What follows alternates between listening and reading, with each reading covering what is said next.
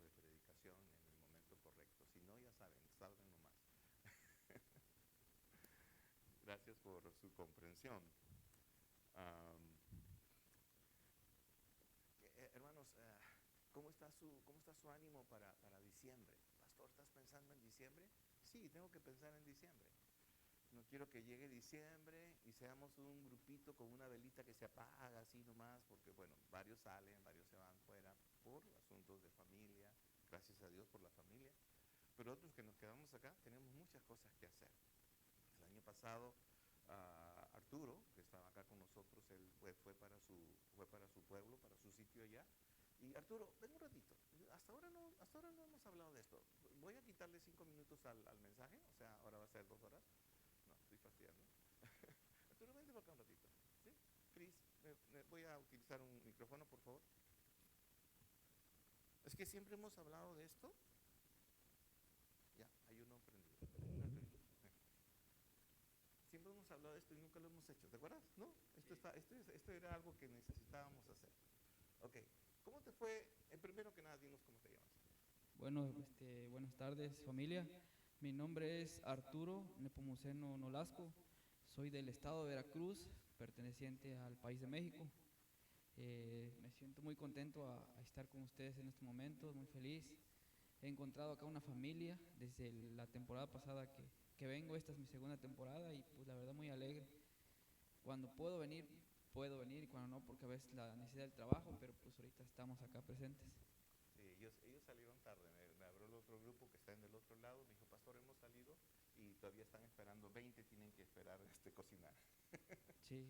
Así que se entiende, pues, ¿no? Pero dime, ¿cómo fue el año pasado? El año pasado enviamos con Arturo $500 con la intención de que Arturo compre algunas cosas para niños que necesitaba y pasamos algunas fotos. ¿Cómo fue esta experiencia?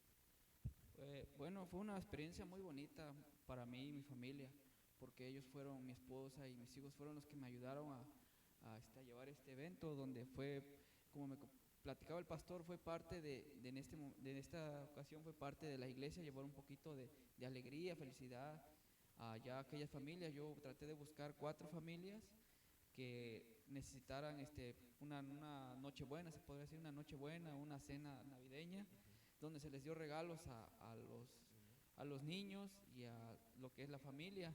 Y pues sí, la verdad muy contentos. Realmente no sabía de quién venía, sino que yo les platiqué acerca de esta iglesia, acerca de lo que ellos buscaban, su objetivo que era el encuentro con Dios, con Jesús. Sí, eso es más que nada, la fe en ellos, el seguir creciendo su fe y su amor hacia Dios, que es lo que es lo más importante. Okay. Entonces, podemos pensar que fue misión cumplida, ¿verdad? Vamos a dar un aplauso, pues, Arturo es profesor y él está con su primo. Ellos han formado un pequeño club para niños de escasos recursos y ellos están entrenándolo, están ayudando. Su primo, que es profesor, era jugador profesional y él quedó parapléjico. Arturo está ayudando a sus hijos, a sus niños allí, y son como un grupo de, creo que conté el otro día 16 en la foto más o menos, ¿no, Arturo? Y algunos de nosotros ya, José se puso en contacto con Arturo para ver algunos uniformes, algunas cosas. Dios está bendiciendo, hermanos. Y queremos que este año pues, nosotros acá tenemos un poquito, ¿verdad? ¿No? Como sea, va a haber, aunque sea un pollito en la cocina, ¿verdad? Pero mucha gente no tiene, hermanos, ¿ok? Les hago pensar en diciembre porque quiero que terminemos este año con ánimo, con deseos de crecer, con deseos de... Y no solamente se crece por la cantidad de personas que vienen, sino por el esfuerzo que se puede hacer para que otros conozcan al Señor. Ok, estábamos hablando de os haré pescadores de hombres, y déjeme decirles que el domingo pasado estábamos hablando un poquito acerca de esta profecía de Daniel, donde dice Daniel 7:18, donde dice, después recibirán el reino los santos del Altísimo y poseerán el reino hasta el siglo y el siglo eternamente y para siempre. Y me demoré un poquito allí para decirles que este reino se refería al último reino que hubo, el reino de Roma, ¿no? En el cual los santos, ¿quiénes son los santos? Los santos somos nosotros, los que estamos en este momento, ¿no? Predicando hasta la eternidad, ¿okay? Los que hemos conocido a Jesucristo como nuestro Salvador, tenemos este regalo de Dios de ser eternos por su palabra. Ahora, entonces decíamos de que el Señor Jesús empieza predicando, su predicación es acerca del reino. Okay, ustedes van a escucharme hasta el último día del año, van a escucharme hablar mucho acerca del reino, porque este año para mí es el año de la predicación acerca del reino de Dios, acerca de aquello que es invisible, ¿no? Y Mateo capítulo 4, versículo 19, el Señor Jesús está formando su equipo, ¿no? Muchas personas creen, yo estoy seguro que es así también, que en Hechos capítulo 1, versículos 8, cuando dice, recibiréis poder cuando haya venido sobre vosotros el Espíritu Santo, para muchos teólogos, estoy seguro, ¿no? Y este es el tiempo cuando empieza la iglesia, ¿no? Porque de ahí nomás Pedro predica, son 3,000 personas que se convierten en Jerusalén, ahí empieza la iglesia cristiana, ¿ok? No es una iglesia que tiene un nombre, no es la iglesia católica, no es la iglesia presbiteriana, no es la iglesia luterana, es la iglesia del Señor Jesús, no de creyentes que han nacido de nuevo. ¿Me entiende usted? Entonces, esa es la iglesia, ¿ok? Pero particularmente mi convicción personal, yo creo que Jesús lo que hace acá es, él empieza su iglesia aquí, él empieza su grupo como iglesia. Y él le dice en Mateo 4:19, dice, venid en pos de mí y os haré pescadores de hombres, ¿ok? Entonces, habíamos dicho que este mandato es condicional, ¿no? Es un llamado que Dios hace a todos aquellos que dicen que son, ¿no? Dicen que son seguidores del Señor Jesucristo. Yo asumo que usted está acá esta tarde y yo asumo que en algún momento de su vida usted le dijo, Señor, yo te voy a seguir. Algunos, como hemos hablado hace algún tiempo, como José de Arimatea, no son seguidores secretos, ¿no? Seguidores secretos, no se dan a descubrir porque pues todavía tienen algunas cosas, están trabajando en sus vidas y Dios va a comenzar a trabajar en ustedes. Otros son seguidores ya de alguna manera consolidados, todo el mundo sabe que usted es cristiano, ¿no? Y en fin, pero esto que el Señor hace es una promesa, es una invitación y una promesa a la vez. Le dice, ven y sígueme. Ahora, que tú le sigas, habíamos dicho que depende de usted, ¿no? Y es lo que pasó en este libro de Mateo. El Señor Jesús se acerca a Pedro y a Andrés, ¿no? Que son hermanos, y le dice, vengan, sígueme. Dice la Escritura que al instante dejaron sus barcas y después va a Jacobo y Juan, los hijos de Zebedeo, los cuales ya tenían una empresa constituida por su padre, que se dedicaban a la pesca. Ellos estaban remendando las redes, ¿no? Y Jesús escoge a dos hermanos por un lado y luego escoge a otros dos hermanos entrenados en el área de la pesca, ¿verdad? Entonces, y dice que esa era la responsabilidad, ¿no? De ellos, ¿no? Cuando el Señor le dijo, ven, sígueme, ellos inmediatamente respondieron y le siguieron, ¿ok? Es la pregunta que empiezo diciéndoles que Dios le hace a usted esta tarde. Ven, sígueme. ¿Cómo va a responder? La otra cosa, cuando dice, os haré pescadores de hombres, no es que el Señor Jesús va a enseñarle a los pescadores a pescar pescados. ¿Me entiende usted? Porque estos pescadores saben pescar un pescado, ¿no? Pero él dice, yo voy a enseñarles a pescar hombres. Entonces, y esta era la responsabilidad de Jesús. Ahora, quiero que me entienda, por favor, que esto era la responsabilidad de Jesús. Para muchas personas, cuando escuchan este versículo, porque muchos pastores predicamos este versículo aduciendo de que usted necesita responder al llamado de Jesús, tal vez para venir y ser una persona que se dedique a ser un misionero, un pastor, un predicador. Muchos se sienten atemorizados porque dicen, yo no estoy preparado para esto, yo no estoy seguro si tengo el carácter o si tengo las palabras para esto o no. Entonces, pero de eso no se trata. Lo vimos en el sermón pasado, que de esto no se trata. Jesucristo va a usar tu conocimiento, Jesucristo va a usar tu experiencia, Jesucristo va a usar tus emociones, Jesucristo va a usar lo que tú eres de la manera como eres para que tú puedas hacer el medio que Jesucristo necesita para pescar a estos hombres y mujeres que tú conoces para que vengan al conocimiento de Jesucristo. Entonces, no puede haber seguimiento, que se llama discipulado, si no hay un nuevo comienzo, a lo cual llamamos regeneración. Ahora, déjeme anotar otra vez esta palabra, porque estoy seguro que muchos no la han escuchado, ¿no? Y muchos no la han escuchado.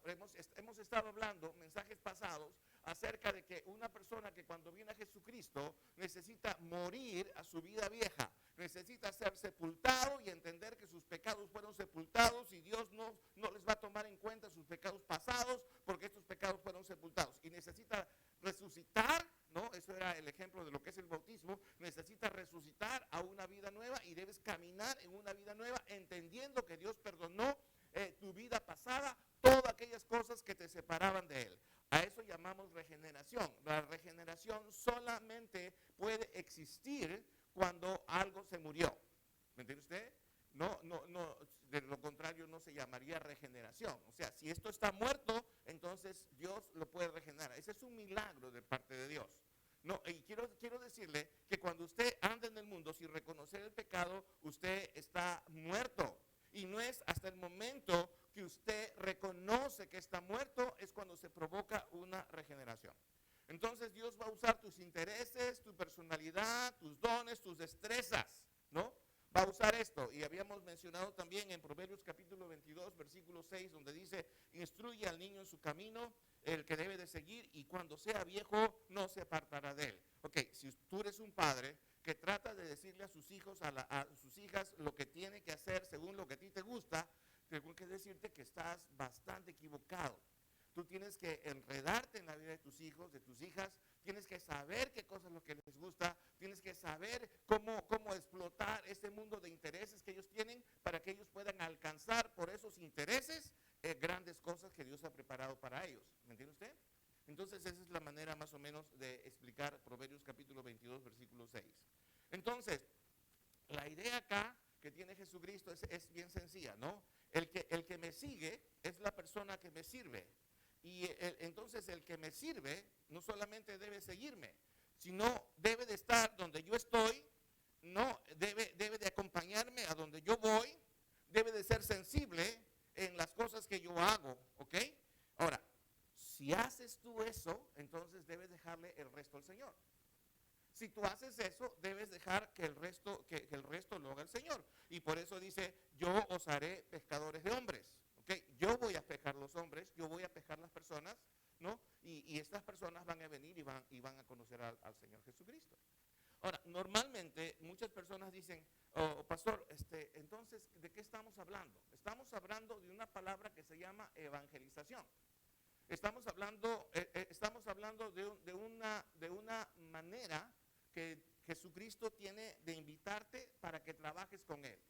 En resumen, te diría que esto es lo que Jesucristo te plantea y te dice, quiero que trabajes conmigo. Donde yo estoy, tú vas a estar. Donde yo soy sensible, tú vas a ser sensible. Tus intereses y todas aquellas cosas en las cuales has crecido y has aprendido, todo eso lo voy a usar para la gloria de Dios. Todo eso lo voy a usar. Pero te necesito a ti. Sin embargo, tú debes de seguirme. Si tú no me sigues, yo no voy a hacer eso. Yo no voy a hacer eso. ¿Ok?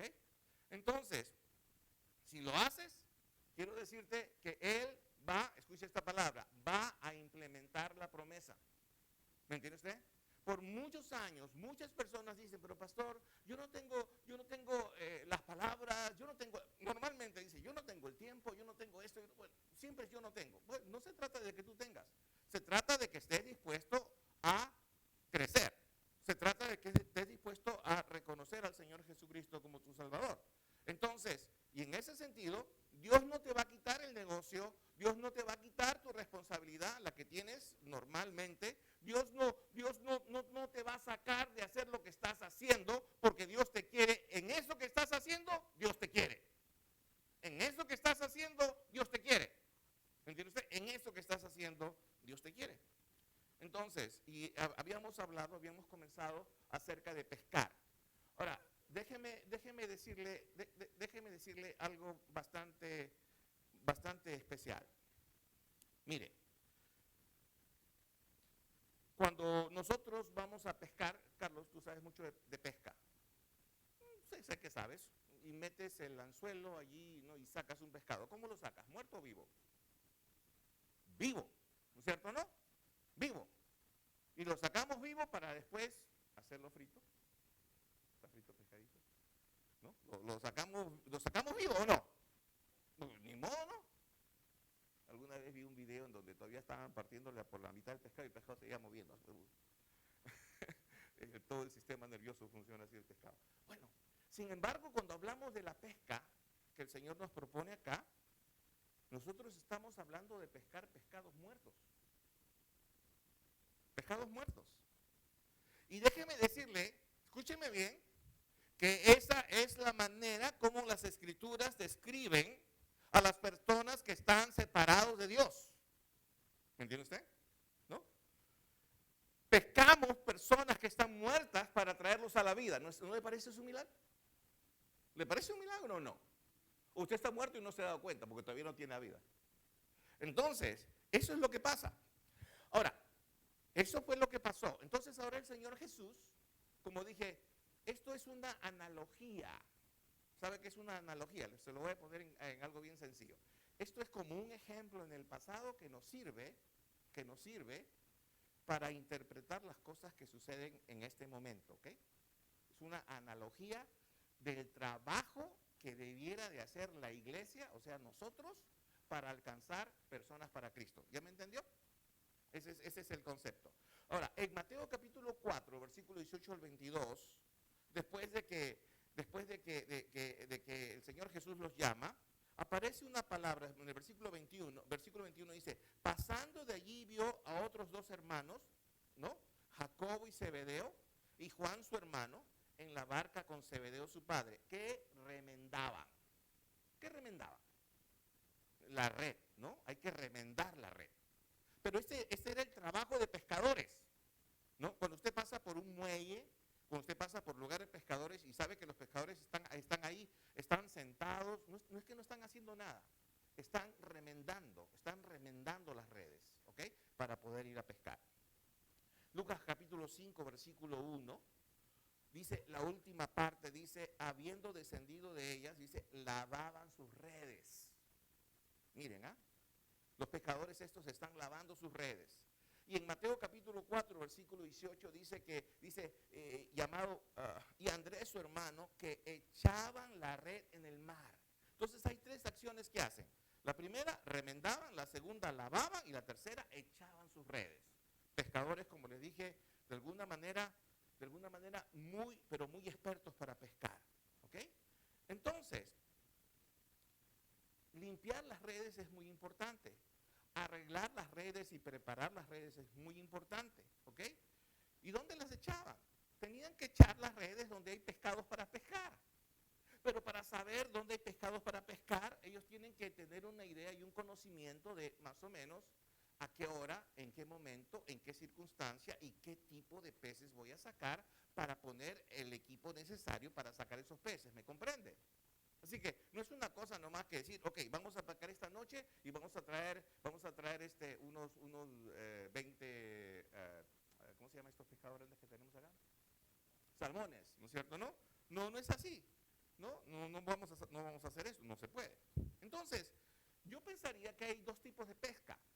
Hay una pesca en donde, que les aseguro que no soy fanático de esa pesca, ¿no es cierto? Creo que tengo una foto por ahí.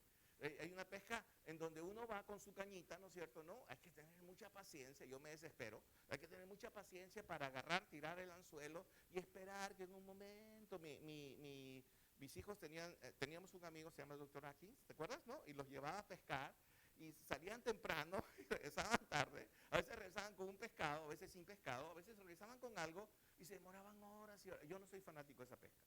No soy fanático, pero es una manera de pescar. ¿Estamos de acuerdo? Es una manera de pescar. Sin embargo, hay otro tipo de trabajo que es lo que el Señor Jesús les está diciendo.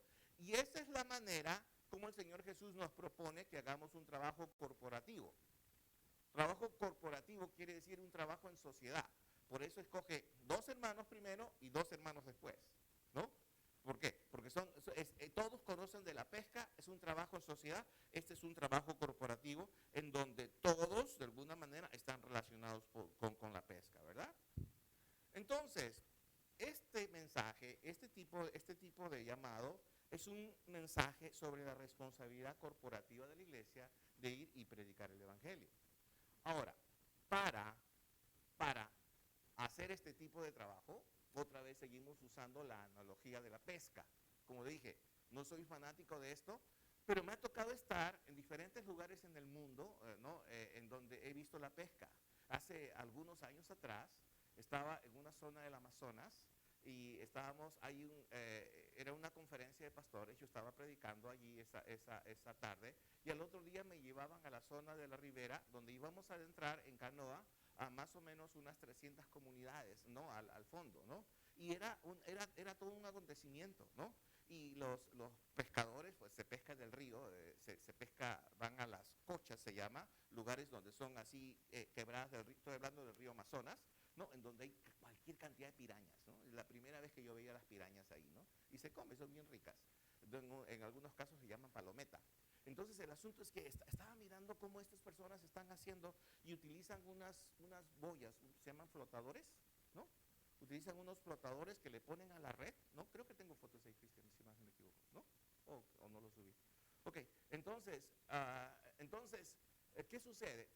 Utilizan unos flotadores allí, y una vez que utilizan unos flotadores, creo que lo puse en PowerPoint, utilizan unos flotadores, luego también para que la red pueda caer, utilizan unos pesos, ¿no? Plomo, ¿no? Plomo. Entonces hace, por un lado, la red se mantiene arriba, ¿no? Las puntas, y por otro lado, el peso del plomo hace que una parte de la red caiga. De tal manera que los pescados vienen, se envuelven en la red, y eso es lo que uno pesca, ¿no? Es pesca de red, ¿no? Entonces esos son los componentes. Yo estaba pensando, y obviamente se utiliza la malla, ¿verdad? ¿No? Si no hay malla, no hay pesca, ¿verdad? Entonces, yo estaba pensando en eso y estaba pensando en el Evangelio. Si el Señor Jesucristo usa esta analogía, entonces, ¿quiénes somos nosotros? ¿No? ¿Somos la red? No, nosotros somos los que tiramos la red. Somos los que tiramos la red. Y los pescados son las personas que están alrededor nuestro, que no tienen a Jesucristo. Pero ¿qué es la boya? ¿No? ¿Qué son los flotadores? Entonces los flotadores son el Evangelio. ¿Y qué cosa es el plomo? Me estaba poniendo a pensar, ¿qué es el plomo? ¿Qué es el plomo? Y tengo por entendido en este momento que el plomo yo lo relaciono con la ley. Y ahora, aquí es donde voy a entrar algo que quiero que sea corto, pero bastante puntual para usted. ¿Y por qué lo relaciono con la ley? Bueno, primero déjeme decirle que es importante que nosotros sepamos esto. Hay un hombre que leí hace poco, se llama Thomas Boston. Hace aproximadamente, su libro salió hace 200 años, y hace poco un grupo de pastores lo propuso otra vez. Y es interesante porque dice, su libro se llama Una visión puritana del Evangelio. Y mire lo que dice Thomas Boston. Tiene como unos 10, 12 principios de la pesca. Es bien interesante. Pero yo me quedé con uno porque me impactó. Dice así. El octavo punto que él propone en su libro dice: no sea que la red se levante con el agua, está hablando de los peces, y así no sea apta para coger peces, y los peces se desprendan y pasen por debajo de ella. Hay algunos trozos de plomo puestos para mantenerla bien en el agua, para que esté delante de ellos cuando vengan. Escuchen bien esta palabra: para que esté delante de ellos cuando vengan. Entonces, peso, ley, y flotadores, evangelio. Pastor, ¿qué tiene que ver eso con lo que estamos hablando? Bueno, en el siguiente dibujo, usted va a encontrar allí, ¿no? Va a encontrar un asunto que tiene que ver con el tiro al blanco. Pastor, ¿qué tiene que ver el tiro al blanco con esto? ¿Sabe? Una de las razones por las cuales muchas veces nosotros, no llegamos a convencer a los demás acerca del Evangelio, es porque muchas veces nosotros no estamos tan convencidos y los otros tampoco están convencidos de lo que significa la palabra pecado. Y cuando este señor, Boston, era un predicador de 200 años atrás, escribe, dice que hay que poner los pesos bien puestos en la red, no sea que los peces se pasen por abajo. Se le está explicando. Y esos pesos son la ley. Ahora, ¿qué tiene que ver la ley con el pecado? Déjenme explicarles esto, que creo que es muy importante para que usted entienda el concepto del pecado. Número 1, ¿qué cosa es pecado? La palabra, etimológicamente, la raíz de la palabra pecado quiere decir errar al blanco. Errar al blanco. Ahora, ¿cómo sucede esto? ¿Usted alguna vez ha tenido un arco de juego, de flechas? Tiene la idea que es un arco, ¿verdad? ¿No? Ok, un arco. Y bueno, cualquiera que le compran un arco, ¿no? Se agarra y se pone a jugar con la flecha, ¿no? Arco de juguete, lo que sea, pues se pone a jugar, ¿no? Ahora, no importa dónde da, claro que usted apunta, ¿verdad? ¿No? Pero a veces no da en donde usted quiere dar. Normalmente nunca da en el blanco, ¿no? Pero ¿cuál es la diversión? Tirar la flecha. Si tengo un arco y no tiro la flecha, no me divierto. ¿Estamos? ¿Está de acuerdo conmigo? Ya. Entonces, tenemos un arco. Ahora, quiero que empiecen en la palabra pescar siempre, ¿ok? Porque estamos pescando. Pero ahora tenemos el arco. Entonces, de pronto, y eso me pasó conmigo el otro día, ¿no? Mi hijo Andrés se compró un arco bonito, y él le gusta tirar al blanco y hacer cosas así. Así que un día me dice, papá, ponte a hacer esto. Y yo me pongo a jugar con el arco, pues no podía ni siquiera agarrarlo, pero me enseñó una manera y nunca le di. Viene él, y yo me estaba divirtiendo, de verdad que me estaba divirtiendo. Viene mi hijo, agarra el arco, lo pone así, ¡pum, pum!, le dio al blanco. Me dejó en ridículo. Mi diversión se acabó. Y claro, yo asumía, bueno, soy pobrecito, hijo, me falta un brazo, ¿no? Algunas cosas. Entonces, ya. Ahora, ¿qué pasaría con una persona que se está divirtiendo y de pronto viene otro y dice, ¡pum!, este es el blanco? Se deja divertir, ¿me entiende usted? Se deja divertir. Ahora, ¿qué cosa es pecado? Pecado es errar al blanco. Muchas personas, escuche bien lo que voy a decir, porque entre esas personas están las personas que usted conoce, posiblemente usted mismo. Muchas personas no tienen la idea de lo que es pecado, a menos que sepas cuál es el objetivo. ¿Me entiende usted? A menos que tú sepas dónde tirarle, no vas a saber qué es errar. No vas a saber qué es equivocarse. ¿Me comprendes? ¿Está claro? Repito. A menos que sepas cuál es el objetivo,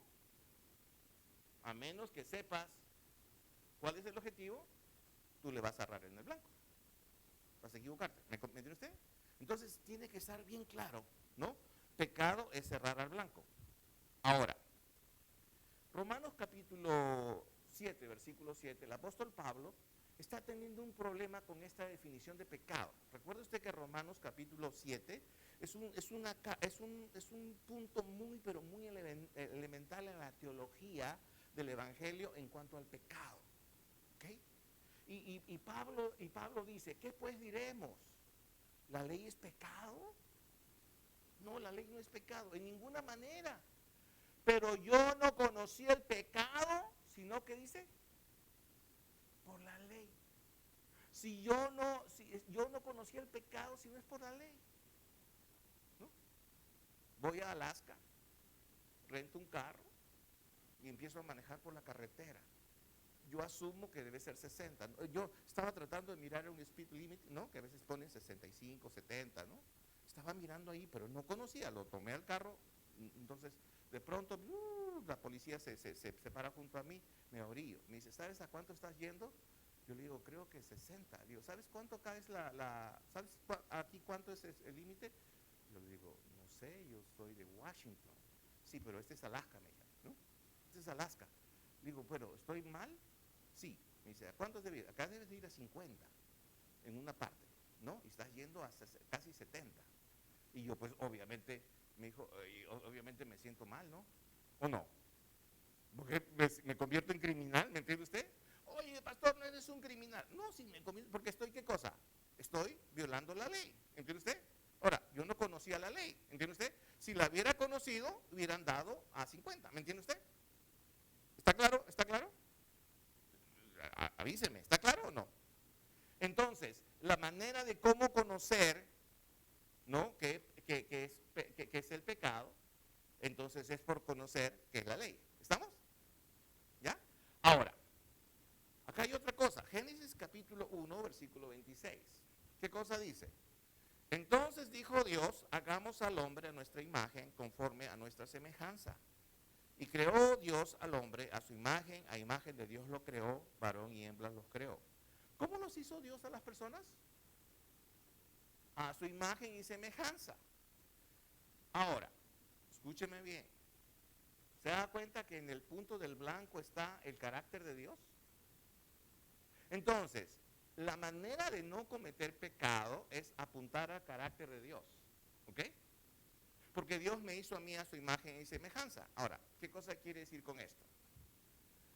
Hay algunas cosas que se salen del contexto. Por ejemplo, estas leyes que hay en el Estado, cuando nosotros tenemos que respetar a todas las personas, por supuesto. Pero la opción del tercer sexo, ¿no es cierto, no? En donde el Estado compromete a que nosotros, pastores, tengamos que casar a personas que confiesan su homosexualismo, por ejemplo, o situaciones en donde uno tiene que, ya, tú no puedes decir nada porque si no te vas a la cárcel, ¿entiendes tú? Y claro, ahora, eso es contra Dios, esto es contra Dios. Pero así están las reglas y las leyes en este momento, están muy controvertidas. Ahora, ¿qué tiene que ver una cosa con otra? Primero que nada, Dios nos crea a nosotros a su imagen y semejanza. Dice que nos crea hombre y mujer. Eso es lo que dice Dios. Pero ¿qué otro carácter de Dios hay? Para eso están los 10 mandamientos. ¿Recuerdan los 10 mandamientos, no? No robarás, no mentirás, no tomarás, etcétera. Un montón de cosas allí. Ahora, eso refleja el carácter de Dios. Eso nos dice quién es Dios. Eso nos dice, ahora, perfecto, si por allí el carácter de Dios, el blanco que yo tengo que apuntar es el amor y tengo que actuar como Dios en amor, pero resulta que la situación me incomoda y yo no soy una persona que ama en este momento, entonces estoy pecando. ¿Por qué? Porque no estoy apuntando al blanco, que es el carácter de Dios, que es amor. ¿Me entiende usted? Entonces, ¿cuándo peco? Yo peco cuando no reproduzco el carácter de Dios en mí. ¿Me entiende usted? ¿Ya? Ahora, hay personas que me dicen, pero pastor, yo no sabía eso. Bueno, sabes que nosotros de alguna manera somos, como dice la Escritura, somos la imagen de Dios. Primera de Juan, capítulo 3, versículo 4 dice, todo aquel que comete pecado infringe también la ley. Pues el pecado es infracción de la ley. En dos palabras, si tú sabes hacer algo correcto, que está de acuerdo a la ley y no lo haces, ¿qué estás haciendo? Estás pecando. ¿Me comprendes tú? ¿Me entiendes? Estás pecando. Ahora, la Biblia dice que el pecado te separa de Dios. La Biblia dice que el pecado te tiene tremendas consecuencias, ¿no? Romanos 3:23 dice, por cuanto todos pecados están destituidos de la gloria de Dios. Ahora, aquí viene una palabra importante. Porque la palabra carácter de Dios también es gloria de Dios. Yo estoy seguro que ustedes han pensado que gloria de Dios de pronto es Dios sentado en un trono con un montón de humo ahí a las nubes, esa es la gloria de Dios. Imaginativamente podría ser. Pero en este particular hecho, la gloria de Dios es el carácter de Dios. Lo que quiere decir es que no vamos a estar destituidos siempre y cuando estemos apuntando al blanco. Quiere decir, no estemos infringiendo la ley.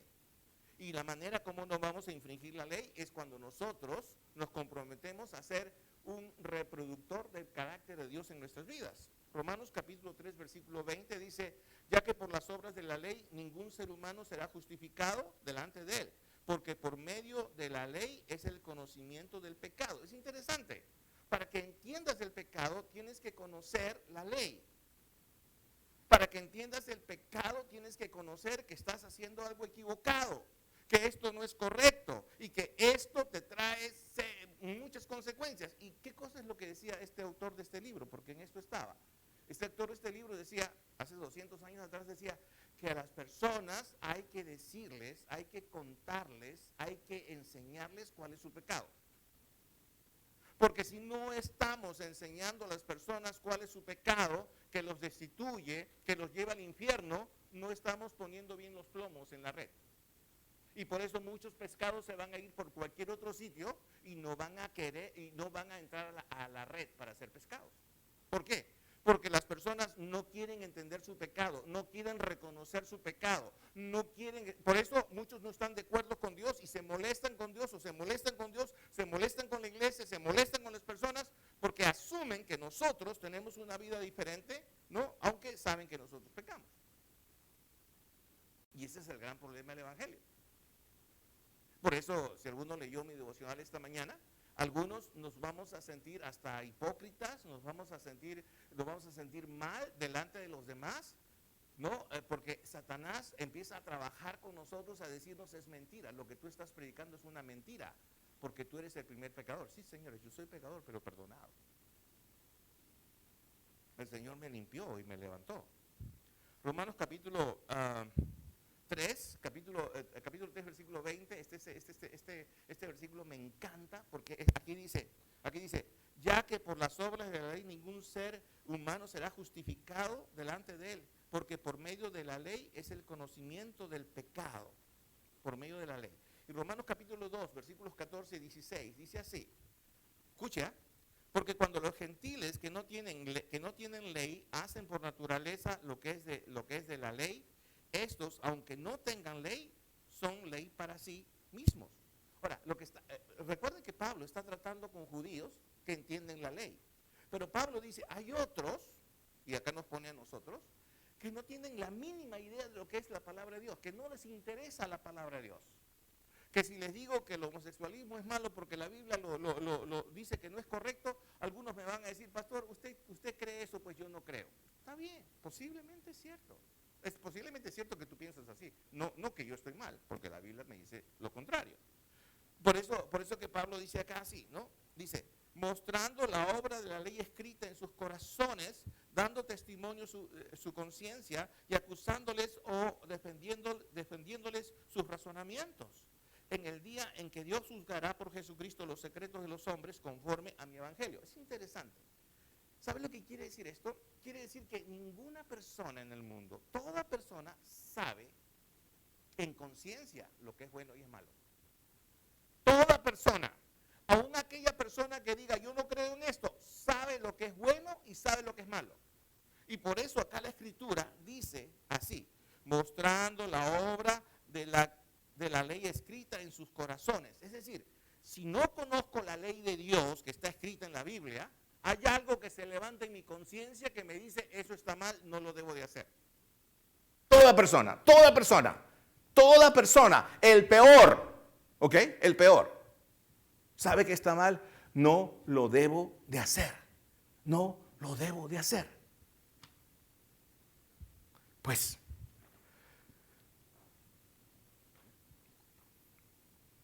ahora, entonces, cuando nosotros enseñamos esto a las personas normalmente van a tener un sentido de culpa. Ese es el evangelio, cuidado. Ay, pero, pastor, ¿no se trata que el evangelio son buenas nuevas? Sí, son buenas nuevas. Pero no se trata que estas buenas nuevas vengan a estilizar la iglesia. Yo voy a esa iglesia porque en esa iglesia no se predica del pecado. Voy a esta iglesia porque en esta iglesia todo el mundo hace lo que le da la gana. Voy a este grupo porque este es un grupo social. No, eso no es la iglesia. Entonces, lo que se propone sencillamente acá es que cuando uno habla acerca del evangelio, uno declara el pecado. No te digo que andes diciéndole el pecado de las personas, porque pues no debemos hacer eso. Pero las personas sienten la culpa. Por eso la gente no te quiere escuchar, porque se siente culpable. ¿Me entiende usted? Ahora, déjeme decirte, por favor, entiéndeme, ¿ok? La capacidad de sentirse culpable no es algo malo. Ay, pastor, pero yo tengo conciencia culpable. ¿Tienes conciencia culpable? Porque pecas, pues, compadre. La capacidad de sentirse culpable no es algo malo, es algo bueno. ¿Me entiende usted? Es como la capacidad del dolor. Si te duele, ¿qué cosa haces? Lloras, brincas, saltas. Y si te sientes culpable, quieres salir de eso, pues ya no quieres sentirte culpable, ¿me entiendes tú? Entonces, cuando la palabra de de Dios, cuando la Biblia, cuando el Señor te muestra o le muestra a las personas, no tienes que hacer mucho. No tienes que recitarte un capítulo de la Biblia para que el resto te entienda. Basta tu comportamiento. Basta que te comportes tirando al blanco, haciendo la imagen de Dios, amando a las personas, respetando a las personas, honrando al Señor, poniéndolo en primer lugar. Basta que hagas eso para que el resto se sienta culpable. Pero el resto no te lo va a decir así. El resto te va a acusar. El resto te va a acusar. Entonces, sentirse culpable no es malo. Quiere decir que estás vivo. Sentir dolor quiere decir que estás vivo. Proverbios capítulo 20, versículos 27 dice, el espíritu que Dios ha dado al hombre es luz, que alumbra lo más profundo de su ser. ¿Ok? ¿Sabe cómo se llama ese espíritu que Dios ha dado al hombre? Se llama conciencia. Entonces, cuando nosotros pescamos, o cuando nosotros salimos, o cuando nosotros tenemos gente alrededor nuestro, ¿no?, a los cuales necesitan ver el Evangelio, necesitamos mostrarles, ¿no?, mostrar que su conciencia pueda estar de acuerdo con Dios y se van a sentir, oh no, muchos te van a decir, no, yo no estoy listo para ir a la iglesia, no, mi hermano, ayer fue su cumpleaños, mi hermano que murió recientemente, él me decía, no, yo no estoy listo para estar en la iglesia, ¿acaso Dios me va a querer allí para tanto tiempo? Cuando quería venir a la iglesia ya no pudo porque se murió. Romanos 2, 14 y 15 dice, aún,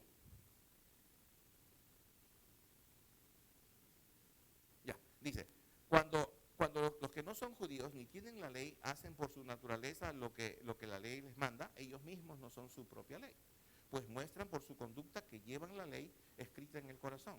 Su propia conciencia lo comprueba y sus propios pensamientos los acusarán o los defenderán.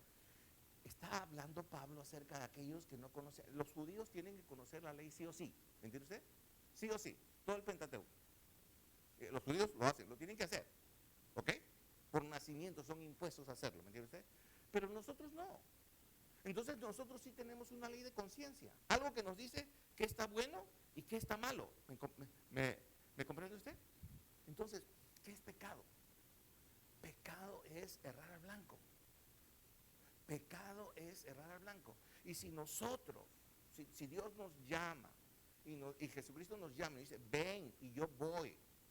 Y Jesucristo me dice, vamos a pescar en este lugar. Acá hay gente que necesita reconocer el Evangelio. Y yo tengo temor, tengo cuidado de no ofenderlos, de no herirlos, de no dañarlos, de no decirles la verdad. Entonces nunca voy a pescar nada. Porque las personas lo que necesitan es reconocer que están muertos. Lo que las personas necesitan reconocer es que en Jesucristo hay esperanza. Y tú eres la persona que Dios escogió para que le des esa esperanza. No es que tú también estabas muerto. No es que tú también estabas muerto. Y ahora tú has venido al conocimiento del Señor Jesús. Me encantaría decirte porque te dio la gana, pero no, nada es casualidad delante de Dios. Dios tocó tu corazón, tomó tu corazón y Dios empieza el proceso de la regeneración. No puedes ser regenerado si no has muerto primero. Y por eso la palabra dice claramente que todo aquel a quien ni viene, no de hecho fuera. Mi hermano, te lo voy a decir de una manera bien sencilla. Así, si tú realmente vienes a Cristo, Dios, en Jesucristo, va a hacer contigo un pescador de hombres. No se trata de que la iglesia, no se trata de tener más personas en la iglesia. No se trata de eso. Se trata de que los tiempos son malos. Se trata de que las circunstancias van avanzando y avanzando y avanzando. Ayer escuché siempre estoy atento de lo que está pasando con Ucrania. Y saben ustedes que hace poco más ha habido un tremendo, ¿cómo se dice?, muestra de armamento bélico de Rusia. ¿Y sabe qué ha sido lo peor? Que antes la India no se metía en esto, ahora la India ya está metida en esta composición de armamento bélico. ¿Qué cosa quiere decir? Está Rusia, Irán, Irak, China, la la India, que por si acaso la India es un poder nuclear. ¿Okay? Hermanos, seguimos hablando que estas cosas, tarde o temprano, van a reventar, como ya lo están haciendo por diferentes partes. Tenemos que predicar el Evangelio. Tenemos que hablar a la gente acerca del pecado. Tenemos que decir a la gente que Dios los quiere diferentes, que Jesucristo ha muerto por ellos y que ellos necesitan. Tenemos que tirar la red. Tenemos que tirar la red. Por una parte tenemos que hacer prevalecer el Evangelio, pero por otra parte tenemos que poner el plomo suficiente, ¿okay? Es decir, la ley, para que la gente entienda, que Jesucristo fue el que llevó sus pecados en la cruz y que tienen solución para sus vidas, que pueden volver a nacer. Que Dios les bendiga. Vamos a cerrar nuestros ojos esta tarde. Y Padre, gracias, Señor, en esta noche por tu palabra, y queremos que tú sigas trabajando en nuestros corazones. Tenemos que aprender qué es pecado. Tenemos que aprender, Señor, que pecado es errar al blanco, y el blanco es, el objetivo es tu carácter, Señor. Tenemos que aprender a ser como tú para no pecar. Ayúdanos, Señor, a hacer las cosas que tú nos has pedido que hagamos. Gracias por tu gran amor y por tu gran cuidado. Llévanos con bien a casa, Señor, y bendícenos, Padre. Bendice las ofrendas también esta noche. En el nombre de Jesús. Amén. Gracias, hermanos. Vamos a casa, no se olvide las ofrendas. Que Dios les bendiga. Gracias por estar aquí. ¿Me pasé de 40 minutos? ¿Ya alguien tomó la hora? No tomó la hora. Díganme pues que no me pasé.